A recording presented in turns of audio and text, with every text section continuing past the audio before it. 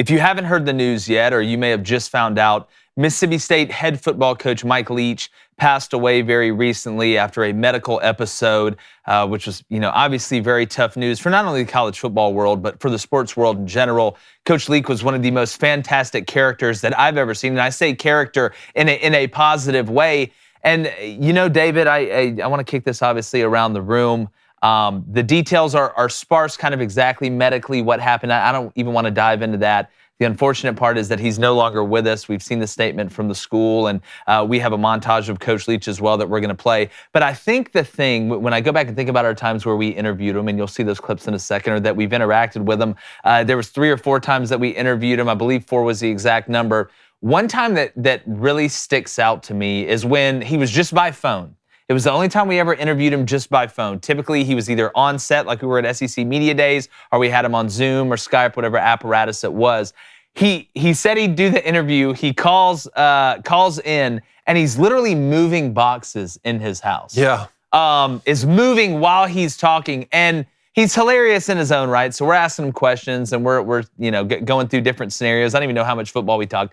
But you could hear him get more tired and more tired from moving all the boxes throughout the interview. So he started breathing heavier and heavier. By the end of the interview, it was like he just ran 16 miles and he was having to pause. But the thing to me that made Mike Leach wasn't just, some of the big wins that he had. We think about the Michael Crabtree catch versus Texas and moments like that. But it's that he was genuinely himself. And in a world where there's almost everybody's fake, or everybody just goes with what the crowd thinks is cool. Nobody is really originally thinking anymore. Everybody just wants to be, what's in. Mike Leach did not care. If you liked what he said, he would say it. He was going to be himself. He was uniquely himself. And it's sad to say that we're at a point in society now where that's the anomaly, where the person's actually themselves. That's true. I was so nervous during that first interview we had with him because I kept thinking this call's about to drop at any second. I know.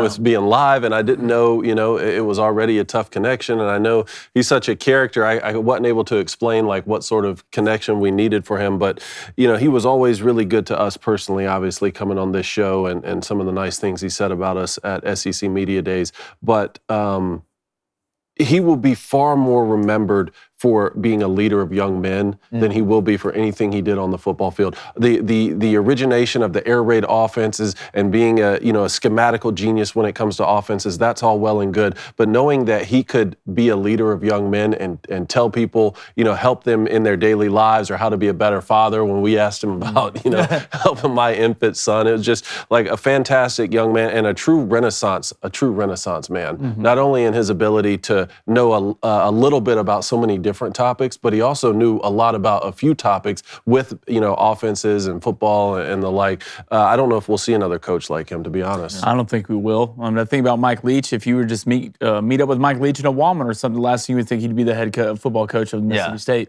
Just he'd be a genuine person. That first of all, the dude was an absolute trailblazer. You talk about one of the inventors of the air raid, the big plays he had throughout his coaching career, and he's been mostly everywhere in college football. And one of the things I want to get back to real quick is the National Football Foundation. To get into Hall of Fame as a college coach, you have to have 60% of your wins. Mike Leach has 59.8% of his wins. Yeah, you got to round up. You have to round that up. If Mike Leach doesn't make it the College Football Hall of Fame as a coach, I don't know what coach deserves to be in there. Yeah, if you're going to say it's about anything other than just wins, then you have to let Mike Leach in there, right? And I know there was a couple scandals he had. I think when you're in business long enough in anything, if you get to a high enough level, there's going to be a scandal or two that follows you around. But the last Mike Leach story I want to tell before we get to the montage was, and this comes from somebody I really trust. So Mike Leach, this was a long time ago, was the Miami job had opened. And he always wanted the Miami job. He thought it was one of the best jobs in college football. So he gets an interview lined up. And he's ready to go down there and trying to interview and get the job. Well, he finds out on the way down there, the day before he's going to get interviewed, that somebody else has pretty much already got the job. There's no chance he's going to get it. So he shows up to the interview in flip-flops, a swimsuit, and a Hawaiian shirt. And goes up to the secretary and is like, "Hey, I'm Mike Leach. I'm here to interview." And actually sat there and interviewed. What year? Was he at Texas Tech or Washington No, this is before. I think this was it before Texas Tech? I need to go back. I need to ask the person that told me. But that story, I've actually heard the story from 2 different people. One that I really trust and another I trust. So Mike Leach, a national treasure. Here's a montage of his time with us earlier this year. All right, everybody. Very excited to welcome in head Mississippi State football coach, one of my favorite guys to interview, one of our favorite guys to interview, Coach Mike Leach, the one and only. Coach, I appreciate you taking some time up here in the dojo. Well, it's great to be here. You guys took the time to decorate the room. I mean, others just like king paper and, throw stuff on the ground and hope that their guests won't notice. But, we notice this type of thing. Do you have some fatherly advice for me, for an 11-month-old?